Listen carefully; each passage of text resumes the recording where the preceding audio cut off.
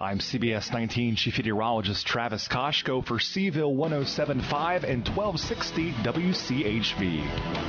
WCHV time 8:06. Thank you for letting me be of service to you this morning. Joe Thomas is my name.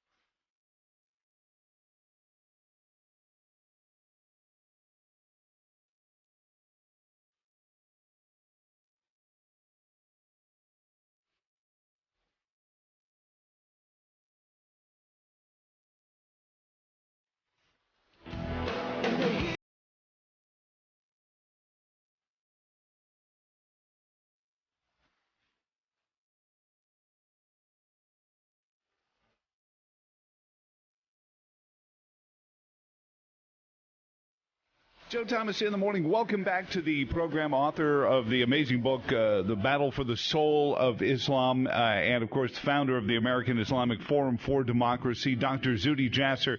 Dr. Jasser, how is everything going, sir?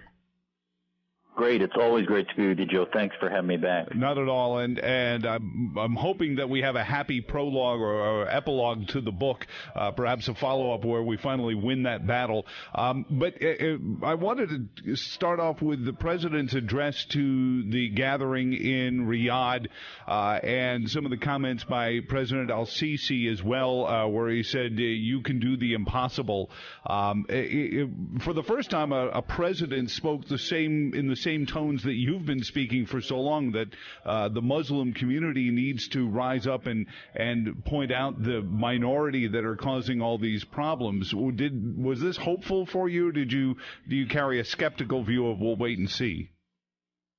No, I think it was very hopeful. For the first time, we had a president who saw strategically what we need to do in the Middle East, at least to get back some stability there and rekindle the balance in the region, where we had 8 years of this Iranophilia with pallets of hundreds of billions of dollars going into Tehran. We unleashed them at the altar of the nuclear deal, which was an empty deal to start with, and let them do what they want to do with genocide against the Sunnis in Syria. And ultimately, the Saudis and Qataris and Turks were left unchaperoned to radicalize the revolution in Syria. Now we have a president that says, listen, we're together in this against terrorism. He called it Islamic and basically put them on notice and said, this is your problem. You need to fix it. I'm skeptical about a counterterrorism center in Riyadh. It's sort of like having a counter-global cocaine center in Colombia. But, at the end of the day, I think the message is, at least in the short term, we shore up our old Sunni allies. And I think at least we're getting back to some of the stability we had in the 20th century. But now I hope we can begin to look forward, where he's put them on notice, and we realize that it's a very different world in the 20th century post-2011, where now we've had an Arab awakening.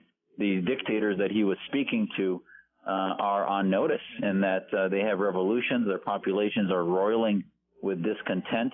Mm-hmm. And the only way to reform Islam and get this battle going, unfortunately, I don't believe includes these dictators. They cannot oversee real reforms. It'll have to be post-revolution that these things happen. The danger, though, now, certainly President al-Sisi, however, is on the far end of first the Arab Spring and then the collapse of that under the realization of what that really meant to the Egyptians. Is he somebody that can be a leader in this?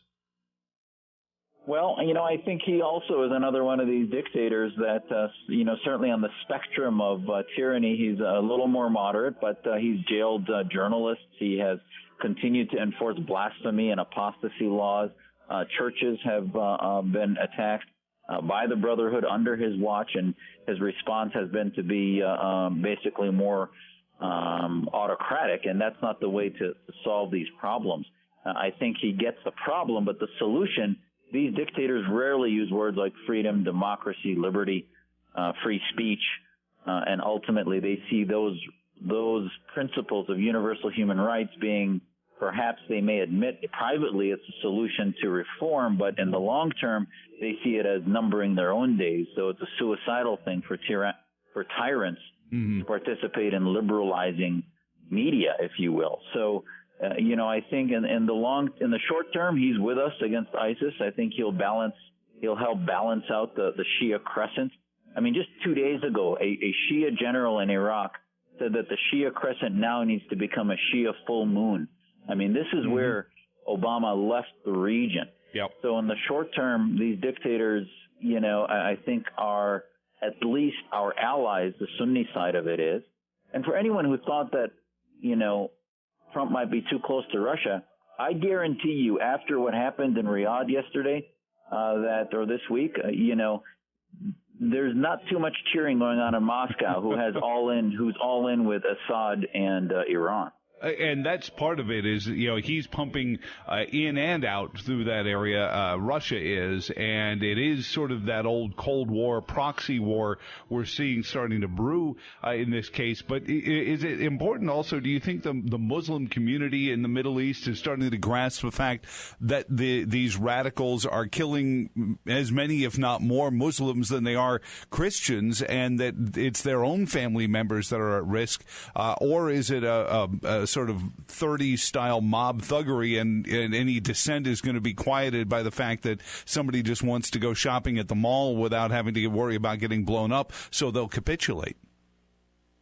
Yeah, I think there's two things the Muslim population in the Middle East heard from President Trump and from these events is they finally feel like the United States has their back. They are basically reestablishing some support from a global superpower that they have felt on their own, and they didn't know if they were on the verge of getting into a war against Iran, and we saw proxy wars in Yemen and Syria, and they didn't know if they were going to be left on their own. So in many ways, that solidified their reliance upon dictatorship because in a Machiavellian sense, that's the way dictators often shore up their power is by the threat of foreign wars. And now the United States being involved, at least helping shore that up, allows them to have a little more liberty to question their governments, a little more liberty from the streets. And this is where I wish President Trump had sort of spoken past the dictators that were in the room there and to the Muslim people. He did tell them, 95% of those killed are Muslims in these terror acts.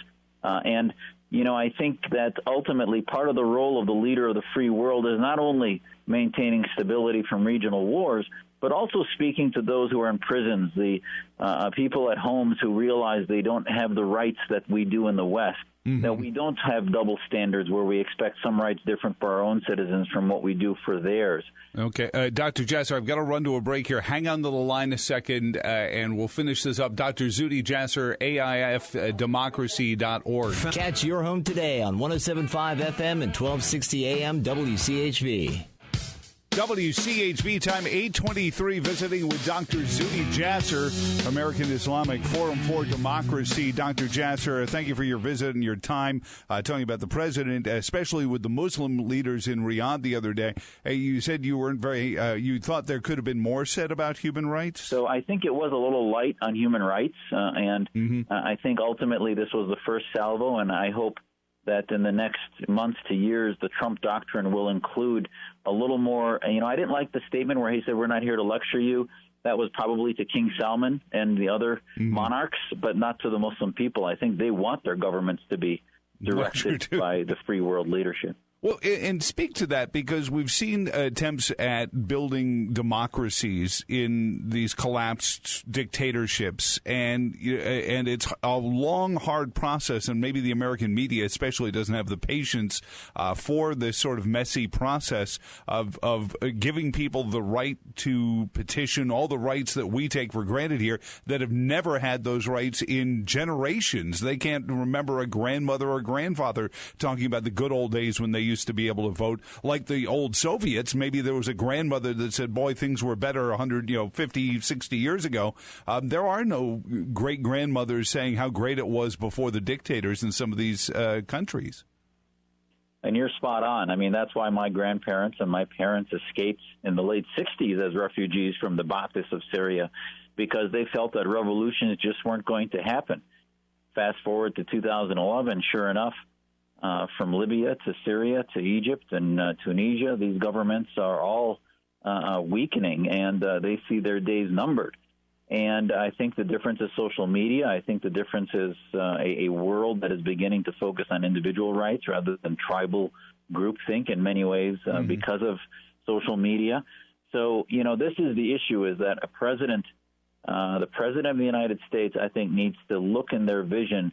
That was probably my main criticism. As much as I was very positively reassured by the commentary from President Trump about isolating Iran, about uniting to maintain stability against the Shia threat globally, the Shia Khomeinist threat, not all Shia, but the Khomeinist threat, and the Hezbollah threat and Assad. I think in the long term, that speech could have been given by any 20th century Republican president. A 21st century president, I think, needs to start looking at, yes, those countries, like you said, may get much more chaotic during revolutions. There may be a lot more blood and chaos, but as long as they have true civil wars rather than proxy wars, I think it'll be for the positive. What's happening is when you have proxy wars like in Yemen or in Syria, it emboldens these dictators, and they will end up having genocide repeatedly because the dictators' club will continue to keep each other in power, versus true civil wars will ultimately lead to a positive result. Like we saw in Tunisia, they have been evolving as the silver lining of the Arab awakening. And I was really watching him as the speech was unfolding. I think the ambassador that was sitting there as the president spoke from Tunisia, really is sitting as one of the only countries evolving towards truly democracy. Is that the most important thing? And part of our problem in the Middle East is that we seem to be the guys who are backing the dictators all the time, and we really need to do a better job of being clearly the ones who are there for individual human rights the way we respect them at home. Hopefully we still respect them at home. Amen. That's my issue with whether it's Obama or President Trump. This perception that, we go to the white-collar corporate Islamists, and we tell them to help us with the grassroots viral Islamists in Syria and Muslim Brotherhood and others, when in fact they're drinking from the same drug. It's as if the Saudis talk about these radicals as if they come from outer space, when in fact they're coming from their ideas. And we have to look past them and begin to look at how America was created, fighting theocracy. And I think President Trump, by using some of the terminology, radical Islamist terrorist, is going to end up, whether he's looking to or not, poking the beast, if you will, as he said, in the belly of the beast in Saudi Arabia, which is the factory of global petro-radical Islam. Well, in several of the phrases seemed odd, but I remember that back during the President Bush's administration, much of his speech was written specifically and targetedly to be translated into Arabic, so that it would be very clear what he was saying and there would be no interpretation. Did you get that sense from the president's address in Riyadh?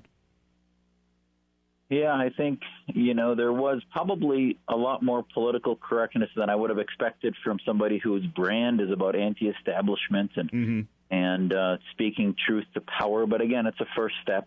And I think at least we didn't have a president apologizing about what America has done and saying that everything is our fault and it's because of our policies and we promise it won't happen again. That old Obama leftist mantra at least was gone, and I was happy to see that not there. I know we have to let you go, Dr. Jasser. I don't know if you'll be at Freedom Fest this July in Las Vegas as you were last year, but if you are, look us up. We'll be broadcasting live from there through the course of it as well. Again, AIFdemocracy.org and the Battle for the Soul of Islam. God bless you, sir, and thank you very much for joining us. Anytime. Thanks for having me, Joe. Appreciate it. God bless.